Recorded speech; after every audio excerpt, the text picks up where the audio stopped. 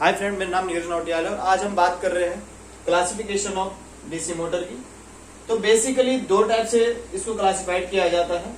एक separate excited DC motor होती है और एक होती है सेल्फ एक्साइटेड। देखो, सेपरेट एक्साइटेड वो होती है जिसे किसी बाह्य के द्वारा या बाह्य स्रोत के द्वारा उत्तेजित किया जाता है।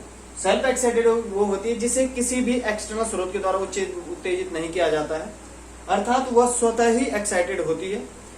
मतलब उसमें जो फिनोमेना आता है हमारा, ये इसमें जो फिनोमेना आता है वो आता है अवशिष्ट चुंबकत्व का आता है, या फिर हम उसे रेजिडुअल मैग्नेटिज्म भी कहते हैं। रेजिडुअल मैग्नेटिज्म, ठीक है, रेजिडुअल मैग्नेटिक होता है इसमें, ठीक है। अब जो इसमें रेजिडुअल मैग्नेटिज्म होता है, ये बेसिकली क्या होता है, एक अवशिष्ट चुंबकत्व कहा जाता है इसे, जो मोटर के अंदर या फिर हम कह सकते हैं पोलो के अंदर हम उसे एक बार अगर कोई क्योंकि जो हमारे पोल होते हैं, जो हम बता चुके हैं पहले कि जो पोल होते हैं उन्हें हमेशा एक मैग्नेटिक मटेरियल द्वारा बनाया जाता है। और जब किसी भी मैग्नेटिक मटेरियल को किसी मैग्नेटिक फील्ड में रखा जाता है या फिर उसे किसी स्रोत के द्वारा एक्साइटेड किया जाता है, तो उसमें कुछ ना कुछ अवशिष्ट चुंबकत्व बच जाता है, जिसका प्रयोग हम सेल्फ एक्साइटेड मोटर के पोलों के रूप में करते हैं, जिससे वो मोटर हमारी सेल्फ एक्साइटेड हो जाती है। ठीक है, अब हम बेसिकली बात करें जो सेल्फ एक्साइटेड मोटर होती है वो मेनली तीन टाइप की होती है: शंट मोटर, सीरीज मोटर और कंपाउंड मोटर। ठीक है, और ये वाइंडिंग के आधार पर कैटेगराइज की जाती है। तो सबसे पहले बात करेंगे हम सेपरेटली एक्साइटेड डीसी मोटर की। ठीक है, अब जो हमारी सेपरेटली एक्साइटेड डीसी मोटर होती है,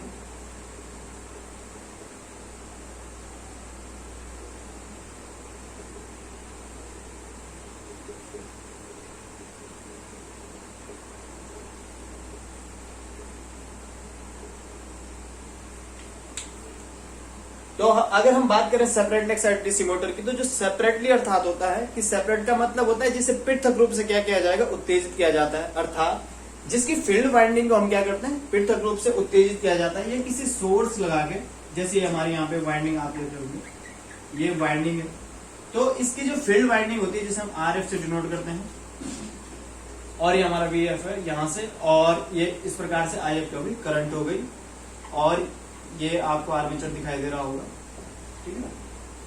और यहाँ से हमने सप्लाई दी है V, और यहाँ से हम कह सकते हैं कि ये I हमारी फ्लो हो रही है, ये EB है, ये प्लस और ये माइनस हमने डिनोट कर रखा है, ठीक है, क्योंकि यहाँ से हमने सोर्स डिनोट कर रखा है, ठीक है। तो ये आपको यहाँ पे दिख रहा होगा RA, और यहाँ से ये करंट हम IA भी कहा जा सकता है। देखो I इक्वल टू क्या होगा, IA होता है, तो इसको हम IA और I दोनों से ही डिनोट कर सकते हैं। यहाँ मैं IA भी लिख सकता हूँ। आप लोगों को दिखाई दे रहा है सेपरेट एक्साइटेड का मतलब होता है कि जिसकी फील्ड वाइंडिंग को हम सेपरेट रूप से एक्साइटेड करते हैं, मतलब किसी बाह्य स्रोत के द्वारा फील्ड वाइंडिंग को एक्साइटेड किया जाता है, अर्थात ये स्व उत्तेजित नहीं होता है। मतलब इसे हम बाह्य रूप से उत्तेजित करेंगे तब जाके ये हमारा क्या करेगा, ये टॉर्क प्रोड्यूस करेगा, तब जाके हमारी मोटर रोटेशन करना शुरू करेगी। ठीक है, अगर हम बात करें इसकी कंस्ट्रक्शन की, तो अगर हम सेपरेटली एक्साइटेड मोटर की बात करें, अगर हम इसकी कंस्ट्रक्शन की बात करें, तो अगर हम इसकी कंस्ट्रक्शन की बात करें, तो जो कंस्ट्रक्शन होता है, इसकी जो वाइंडिंग होती है, मेनली वाइंडिंग को हमेशा थिन वायर से बनाया जाता है।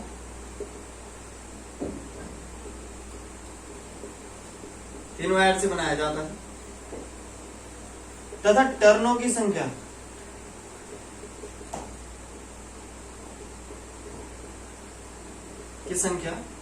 अधिक होती है। ठीक है, आप लोगों को दिखाई दे रहा होगा कि जो इसकी फील्ड वाइंडिंग होती है, इसमें टर्नों की संख्या अधिक होती है। कंस्ट्रक्शन में अगर देखें तो ये आपको दिखाई दे रहा होगा, इसके जो फील्ड वाइंडिंग को इसे सेपरेट लूप से एक्साइटेड किया जाता है बाह्य स्रोत के द्वारा। अगर हम बात करें इसको, जो इसका जो EMF है, जो जनरेशन है, वो रोटेशन पे डिपेंड करता है। ठीक है, क्योंकि हम मोटर की बात कर रहे हैं जो EB है। ठीक है, कंस्ट्रक्शन की बात करें तो जिसमें वाइंडिंग होती है वो थिन वायर से बनाई जाती है तथा टर्नों की संख्या ज्यादा रखी जाती है। अब हम बात करेंगे इसके फॉर्मूलाज की, जो इसमें फॉर्मूले निकलते हैं हमारे। ठीक है, ये आप लोगों ने उतार दिया होगा। ठीक है, अब हम बात करते हैं इसके फॉर्मूले की। देखो, फॉर्मूले में बात करें हम, तो सबसे पहले बात करेंगे, अगर हम VF मतलब फील्ड पे जो वोल्टेज अगर निकालते हैं तो ये होगी IF इंटू RF, जो आप लोगों को दिखाई दे रहा होगा। दूसरी, अगर यहाँ पे हम केवीएल अप्लाई करते हैं तो हम कह सकते हैं V इक्वल टू, ये हमारी करंट जा रही है, हमने कहा था कि IA इक्वल टू, तो यहाँ का रेजिस्टेंस RA होगा तो हम लिख सकते हैं IA into RA plus EV, ठीक है, ये आप लोगों को EV यहाँ पे दिखाई दे रहा है। इस प्रकार से हमारी इक्वेशन, वोल्टेज की इक्वेशन हमारी निकलती है। अगर हम बात करें इसकी पावर की इक्वेशन की, तो या पावर इक्वेशन की अगर हम बात करते हैं, तो जो हमारी पावर इक्वेशन होती है, अगर हम इसमें IA की मल्टीप्लाई कर देते हैं तो इस प्रकार से हमारे ये हो जाएगा V इंटू IA को हम I लिख सकते हैं, तो ये हो जाएगा IA का स्क्वायर इंटू RA प्लस ये हो जाएगा आपका EB इंटू I। तो अगर हम बात करें तो ये हमारी इलेक्ट्रिकल पावर होती है। अगर हम बात करें इसकी, तो ये हमारे कॉपर लॉसेज होते हैं, ठीक है। अगर हम बात करें इस पार्ट की, तो ये हमारी क्या होती है, मैकेनिकल पावर होती है, ये तो इस प्रकार से हमने separate DC motor, separate excited DC motor के जो वाइंडिंग कंस्ट्रक्शन और जो इसकी इक्वेशन जो निकलती है, ये हमने फाइंड कर ली है, ठीक है। बेसिकली इसका प्रयोग अब कम किया जाता है, ज्यादातर हम सेल्फ एक्साइटेड मोटर का प्रयोग करते हैं, क्योंकि सेल्फ एक्साइटेड मोटर हमारी ज्यादातर प्रयोग होती है। तो ज्यादा डिस्कशन हम सेल्फ एक्साइटेड मोटर के बारे में करेंगे, क्योंकि ज्यादातर क्वेश्चंस हमारे सेल्फ एक्साइटेड मोटर से आते हैं। तो अब अगर हम बात करें इसकी मैकेनिकल पावर की, क्योंकि मैकेनिकल पावर के आधार पे हम कैरेक्टरिस्टिक को डिफाइन करते हैं किसी भी मोटर की, तो सबसे पहले बात करते हैं जो मैकेनिकल पावर होती है। आप लोगों ने देखा होगा P मैकेनिकल बराबर मैंने कहा था EB इंटू IA, ठीक है, EB इंटू IA। देखो अगर हम P मैकेनिकल बराबर कहते हैं तो ये टॉर्क हो गया, ये हमारी एंगुलर वेलोसिटी हो गई, ओमेगा से डिनोट की जाती है। EB बराबर हम लिख सकते हैं N, ठीक है, या फिर हम लिखते हैं ZP 5 N upon 60A into IA, ठीक है। ये फॉर्मूला हमारा मेन होता है, इसके माध्यम से हम कैरेक्टरिस्टिक समझेंगे। तो ये हमारा मैकेनिकल पावर को हमने इस प्रकार से डिनोट किया है। तो अब हम इसके आधार पे हम अब हम इसके बात करते हैं सीरीज मोटर की, ठीक है। तो ये फॉर्मूला मेन होता है, इसके आधार पर हम कैरेक्टरिस्टिक को समझेंगे मोटर की। तो सबसे पहले बात करते हैं हम सीरीज मोटर से स्टार्टिंग करते हैं। सीरीज मोटर,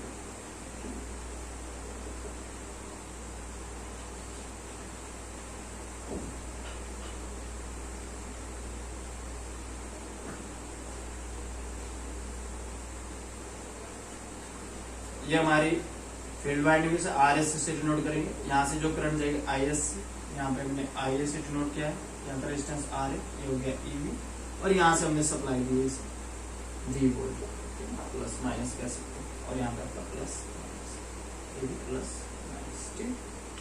तो आप लोगों को यहाँ पे दिखाई दे रहा होगा कि हमने सीरीज वाइंडिंग या सीरीज मोटर का कंस्ट्रक्शन या इसका डायग्राम बनाया है। तो आप लोगों को दिखाई दे रहा होगा, इसको सीरीज मोटर इसलिए कहा जाता है क्योंकि इसकी जो आर्मेचर वाइंडिंग और जो सीरीज वाइंडिंग होती है, या इसकी फील्ड की जो वाइंडिंग होती है, वो श्रेणी क्रम में लगी होती है, इसलिए इस मोटर को सीरीज मोटर कहा जाता है। अगर हम बात करें इसके कंस्ट्रक्शन की, सबसे पहले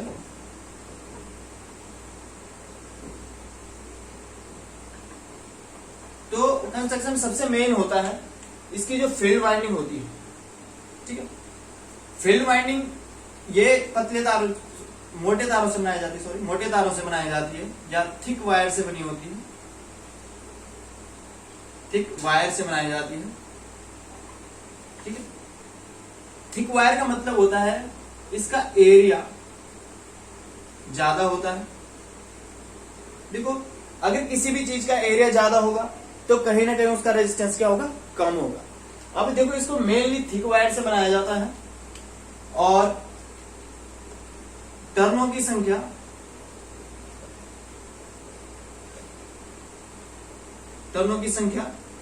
कम होती है, ठीक है।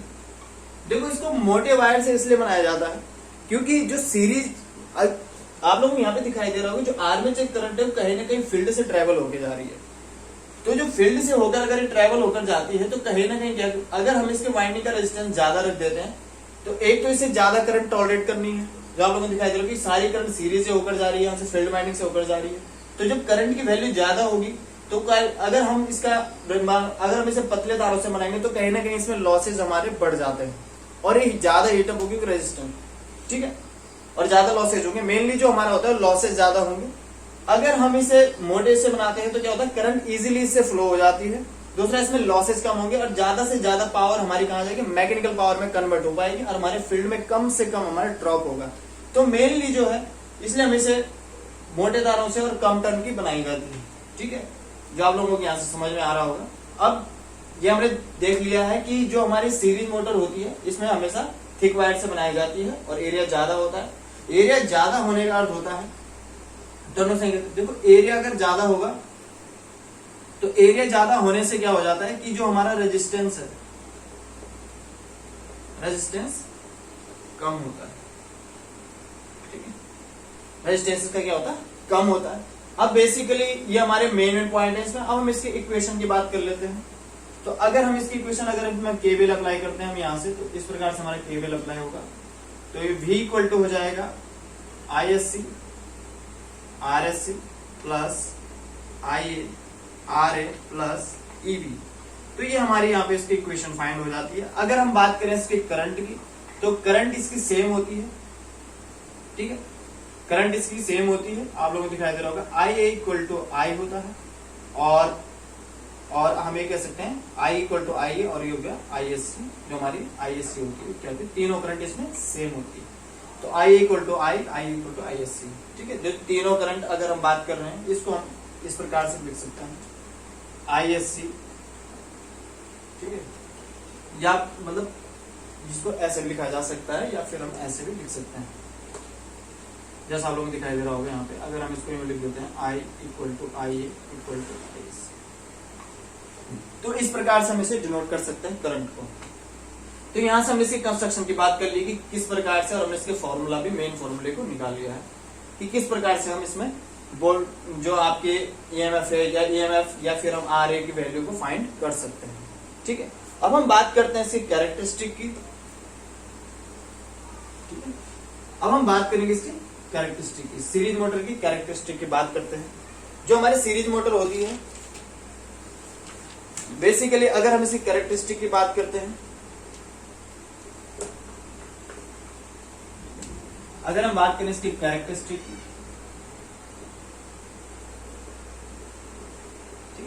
कैरेक्टरिस्टिक में सबसे पहले मैंने आपको एक फॉर्मूला बताया था।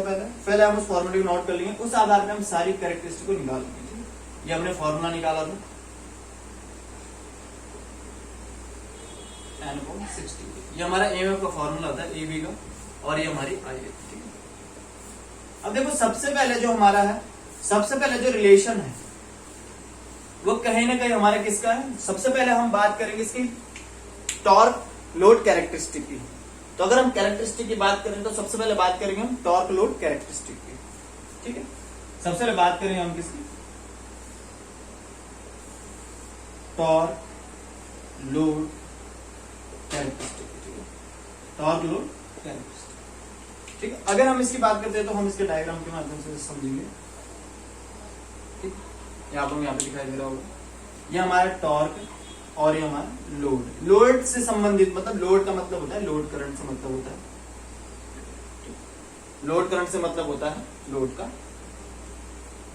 अगर हम इसकी कैरेक्टरिस्टिक बनाए तो हम इस प्रकार से ये हमने बना दी है। ठीक है, और ये हमारा O पॉइंट, हमने P पॉइंट से इसे डिनोट किया है। अब देखो इसमें क्या होता है, अगर हम बात कर रहे हैं सीरीज मोटर की, तो आप लोगों को दिखाई दे रहा होगा जो टॉर्क है ये प्रोपोर्शनल आ जाएगा। अगर हम बाकी को कांस्टेंट लेते हैं ओमेगा को, और जो बाकी कांस्टेंट लेते हैं तो फाई और IA के प्रोपोर्शनल आ जाता है। तो यहां से हमको पता चल जाएगा जो टॉर्क है, टॉर्क ये वाला जो टॉर्क है, ये हमारा जो टॉर्क होता है ये प्रोपोर्शनल होता है फाई मतलब मेन फ्लक्स और इनटू IA। बाकी को हमने कांस्टेंट ले लिया है, तो हम कह सकते हैं कि जो टॉर्क होता है वो डायरेक्टली प्रोपोर्शनल होता है फाई m और IA के। अब यहां से हमको पता है जो फाई m होता है या फाई m होता है ये डायरेक्टली प्रोपोर्शनल होता है ISC। तो यहां से हम कह सकते हैं कि torque is directly proportional to ISC और आपका IA। ठीक है, अब यहाँ पे हमको मालूम है कि जो सीरीज मोटर होती है, जो कंस्ट्रक्शन में मैंने बताया था आप लोगों को कि जो सीरीज मोटर होती है, अगर हम सीरीज मोटर की बात करते हैं तो जो सीरीज मोटर होती है इसमें जो ISC होती है और जो IA होती है, तो मैंने कहा था कि ये दोनों क्या होती है, सेम होती है, तो ISC इक्वल टू क्या होता है, IA होता है। तो हम कह सकते हैं कि दोनों सेम होगी, तो ये हमारा क्या हो जाता है, T is directly proportional to IA का स्क्वायर। तो ये जो हमारी कंडीशन होती है, ये होती है स्टार्टिंग की, कि जो स्टार्टिंग के समय क्या होता है कि जो टॉर्क होता है वो आर्मेचर करंट के स्क्वायर के प्रोपोर्शनल होता है सीरीज मोटर के केस में। जो टॉर्क होता है, जो आपको ओपी से दिख रहा होगा यहाँ पे, ये ओपी से डिनोट कर रहे हैं, तो जो ओपी है, ओपी जो एरिया दिखाता है, ये दिखाता है कि टॉर्क किसके प्रोपोर्शनल होता है, IA स्क्वायर के होता है। और इसके बाद ये एक स्ट्रेट लाइन में या लीनियर हो जाता है, मतलब जितना हमारा लोड बढ़ेगा उतना हमारा टॉर्क बढ़ेगा। देखो इसका मेन कारण क्या होता है, आप लोगों ने देख लिया होगा यहाँ पे कि किस प्रकार से हमारा जो टॉर्क होता है वो IA स्क्वायर के प्रोपोर्शनल होता है। और यहाँ से लीनियर क्यों हो जाता है, क्योंकि जो हमारी कोर होती है वो सैचुरेशन हो जाती है।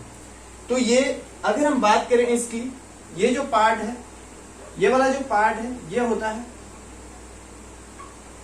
ठीक है, ये वाला होता है आफ्टर सैचुरेशन, ठीक है। अगर हम बात करें, ये होता है आफ्टर सैचुरेशन, और ये वाला जो पार्ट होता है बिफोर, मतलब पहले, बिफोर सैचुरेशन।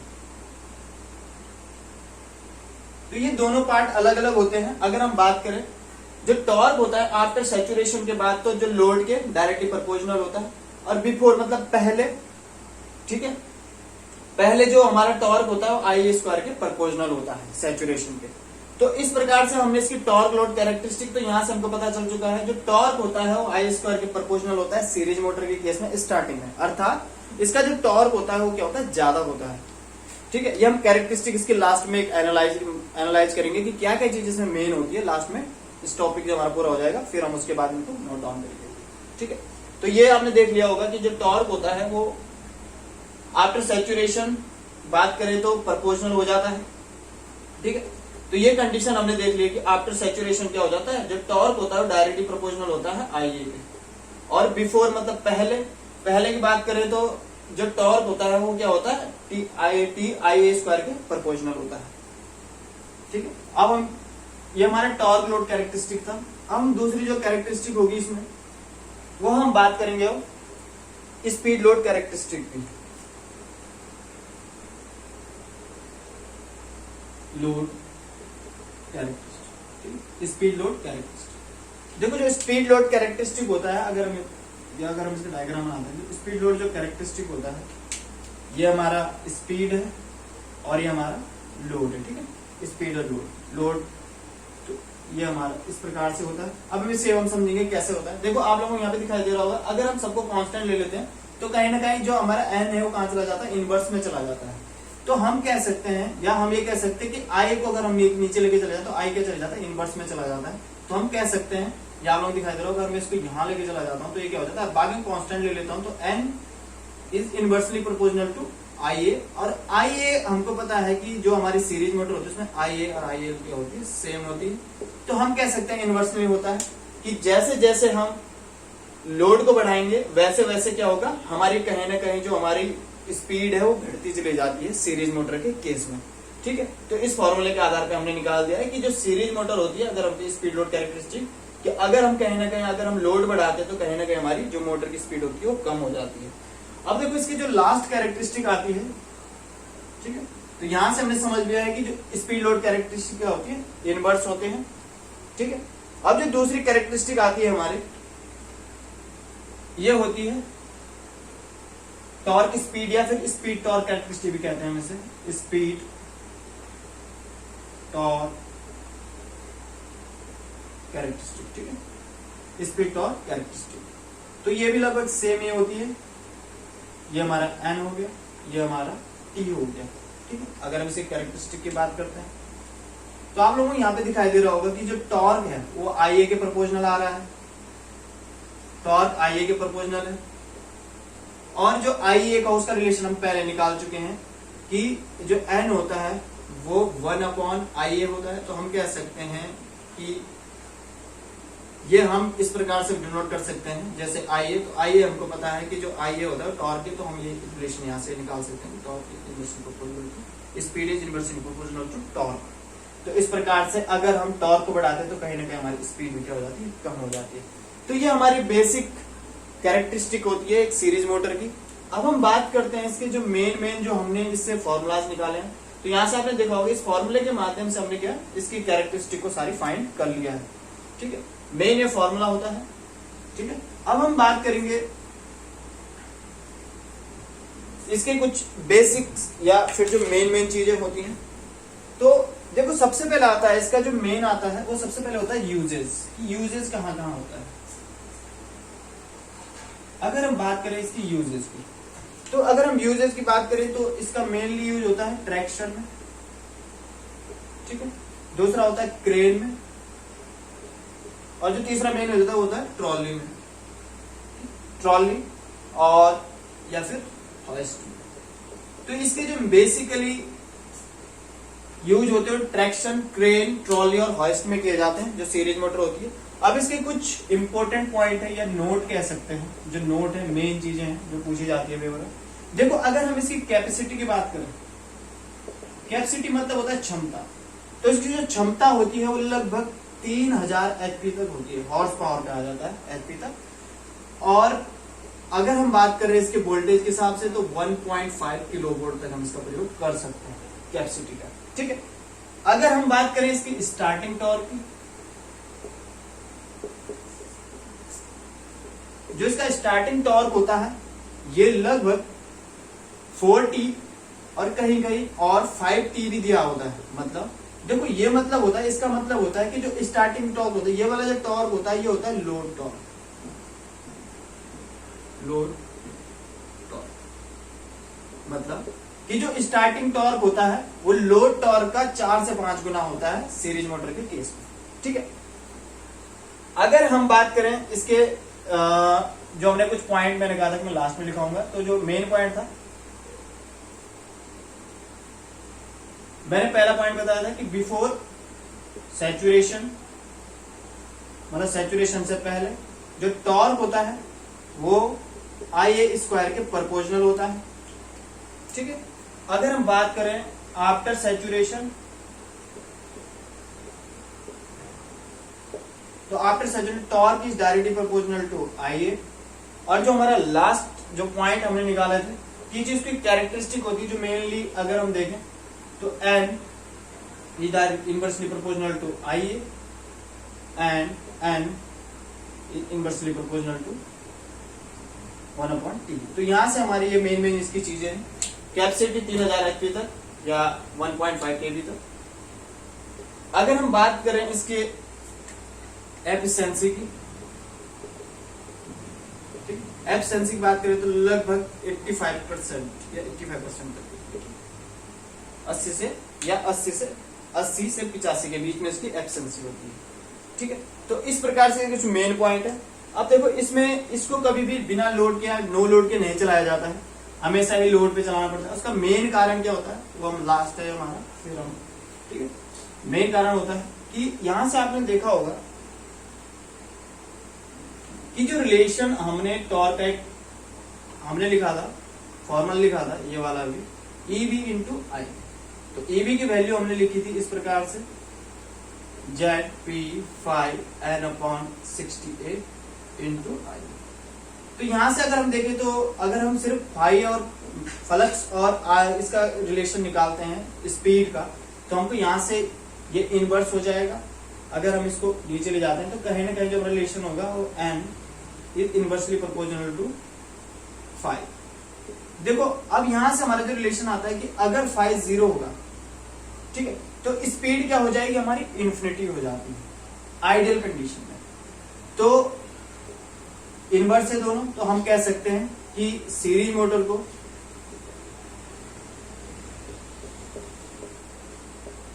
कभी भी बिना लोड के नहीं चलाना चाहिए। तो इस प्रकार से हमारा ये ठीक है, क्योंकि इनवर्स होता है, अगर हमारा ये 0 होगा तो कहीं ना कहीं हमारी जो स्पीड होगी इन्फिनिटी हो जाती है। धन्यवाद। अगर आपको ये वीडियो अच्छा लग रहा है तो सब्सक्राइब कर देना चैनल को। ठीक है, आगे हम धीरे धीरे इसके कंस्ट्रक्शन के बारे में धीरे धीरे करके कंस्ट्रक्शन, और जो कंस्ट्रक्शन हमारा पूरा हो चुका है सॉरी, हम बात करेंगे इसकी कैरेक्टरिस्टिक के। तो अगला जो हमारा वीडियो होगा वो शंट मोटर की कैरेक्टरिस्टिक के बारे में होगा। धन्यवाद।